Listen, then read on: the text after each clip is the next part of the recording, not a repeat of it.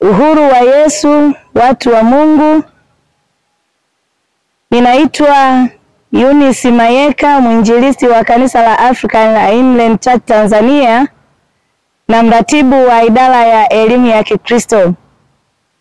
Ninamshukuru Mungu sana kwa kanisa la Mungu kuandaa maadhimisho ya Juma la Pentekoste.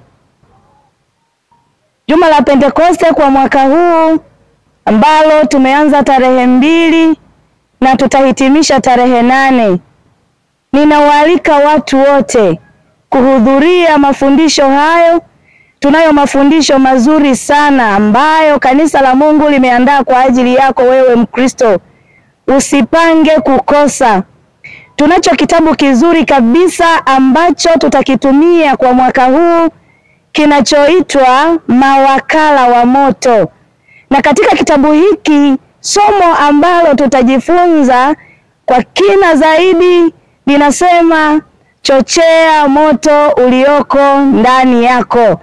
Na somo letu linatoka katika kitabu cha Timotheo wa pili sura ile ya 1 mstari wa 6 hadi wa 7.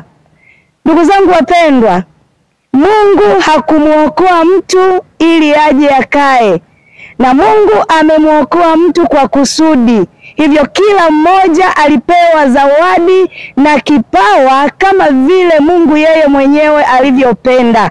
Na mwaka huu sasa tunajifunza ni namna gani kile kipawa ulichonacho ambacho pengine haujakigundua au pengine hakifanyi kazi sawa sawa, tunakichochea ili kiweze kufanya kazi ya Mungu kwa utukufu wa Mungu. Kila mmoja kwa nafasi ile Mungu amemkusudia kuifanya akapate kuifanya. Niwakaribishe sana watu wote, karibuni, usikose. Ni mafundisho mazuri yaliyoandaliwa kwa ajili yako. Mungu awabariki sana.